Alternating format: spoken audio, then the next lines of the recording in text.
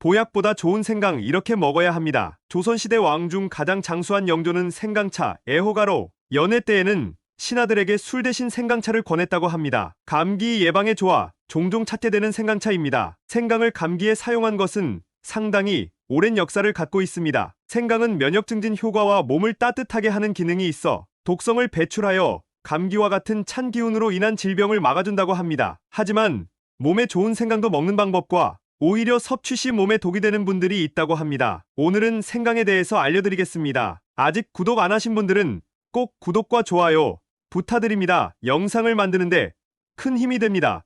계속해서 건강에 도움되는 건강정보 전달해 드리겠습니다. 먼저 생강의 놀라운 효능부터 알려드리겠습니다. 보약보다 좋은 생강 효능 첫 번째로는 강력한 항염증 활성과 만성염증 해소입니다. 생강은 류마티스 관절염, 루푸스 등 자가면역 질환자의 치료에 도움이 될 수 있다는 연구 결과가 나왔다고 합니다. 몸의 조직에 손상이 생기면 이것을 회복시키는 과정에서 염증이 생기게 되며 증상이 심해지면 통증을 동반하기도 합니다. 생강의 항염 성분이 염증을 줄이는 역할을 해주며 관절의 염증과 부종을 감소시켜주고 통증을 완화하는데 도움이 될 수 있습니다. 또 생강을 드실 때 알싸한 매운맛이 바로 진저롤 성분인데요. 진저롤은 향균 항산화 작용을 해주며 면역력을 증가시켜줍니다. 또 진저롤과 함께 매운맛을 내는 슈가올이라는 성분도 항산화, 항염, 항암 진통작용을 하는 성분입니다. 보약보다 좋은 생강 효능 두 번째로는 혈액순환 촉진입니다. 혈액순환은 우리 몸의 모든 기관과 조직에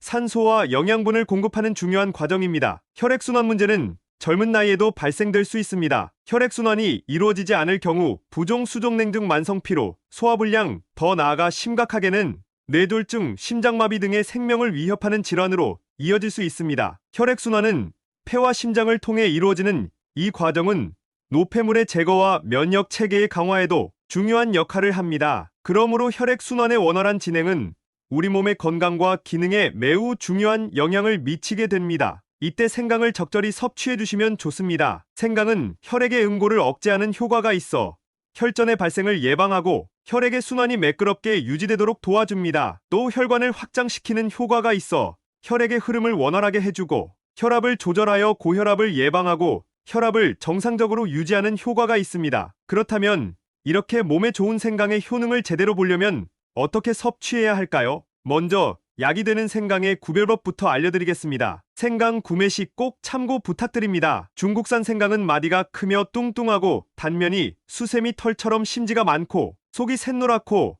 나이테가 크며 향이 없고 즙이 많이 나옵니다. 반면 약생강은 마디가 길어 손으로 쉽게 잘라지고 육질이 단단하며 심지가 전혀 없어 부드럽고 속이 겨자색이 띠며 중간중간 보라색의 나이테가 보입니다. 또 매운맛의 향이 진하고 즙이 적고 전분질이 많습니다. 시중에는 계량종 생강을 많이 볼 수 있습니다. 하지만 약효를 보기 위해서는 다소 비싸고 구하기 어렵더라도 약생강으로 드시는 것을 추천드립니다. 보약보다 좋은 생강 섭취 방법으로 첫 번째는 생강청입니다. 생강은 특유의 매운맛을 가지고 있어 생으로 먹는 것은 부담스러울 수 있습니다. 생강은 끓이거나 익혀도 유용 성분이 변함이 없어 생강청을 만들어두면 수시로 섭취가 가능합니다.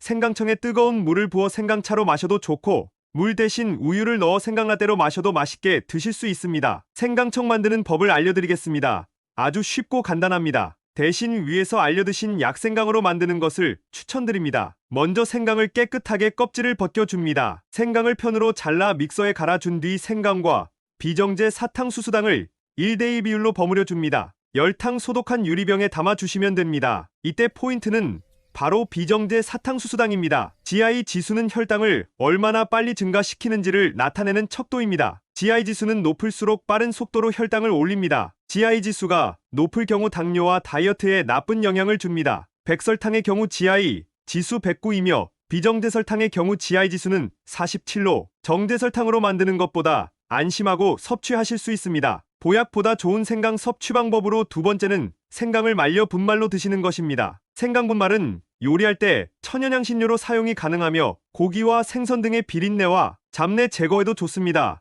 또 단맛을 싫어하는 분들은 뜨거운 물에 말린 생강 2조각을 넣어 차로 드셔도 좋습니다. 생강 말리는 법을 알려드리겠습니다. 생강 껍질을 숟가락으로 벗겨내주시고 얇게 편 썰어주세요. 편 썰어준 생강을 베란다 햇빛이 잘 드는 곳에 일주일 정도 바짝 말려주시면 됩니다. 말린 생강은 믹서기에 갈아 분말로 드셔도 좋습니다. 하지만 이렇게 보약 같은 생강도 절대 드시면 안 되는 분들이 있다고 합니다. 이런 분들에게 생강은 독이 됩니다. 생강이 독이 되는 분 첫 번째로는 위궤양 환자분들입니다. 생강의 매운맛을 내는 진저롤과 쇼가올은 소화액을 분비시켜 소화를 돕는 작용을 하며 위장 내벽의 혈액순환을 도와서 위장 활동을 촉진하고 소화 흡수력을 높이고 위장을 따뜻하게 합니다. 따라서 만성적인 소화불량으로 인해 트림을 자주 하고 구역감이 자주 있다면 생강차를 마시는 것이 좋습니다. 하지만 심한 위염, 위궤양 환자가 생강을 섭취하면 복통과 설사를 유발할 만큼 자극적일 수 있습니다. 이런 분들은 생강 섭취 시 아주 연하게 우려서 따뜻한 차로 드셔야 합니다. 생강이 독이 되는 두 번째로는 입덧을 넘긴 임산부입니다. 생강은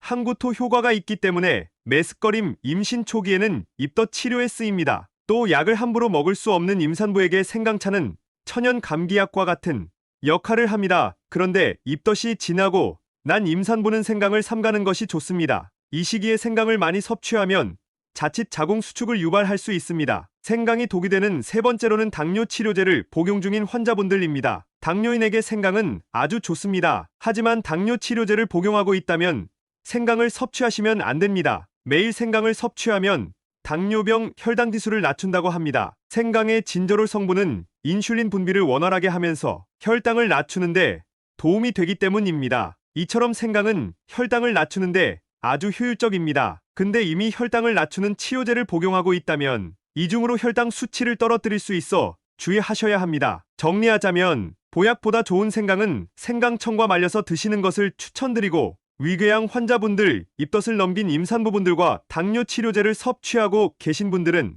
주의하여 섭취하셔서 건강에 큰 도움이 되셨으면 좋겠습니다. 혹시 더 알고 계신 정보가 있으시면 다른 분들도 참고하실 수 있게 댓글로 남겨주세요. 주변 분들에게도 도움이 되는 이 영상 꼭 공유해주세요. 구독과 좋아요를 해주시면 계속해서 더 유익한 건강 정보를 받아보실 수 있습니다. 건강한 100세까지 항상 건강하세요.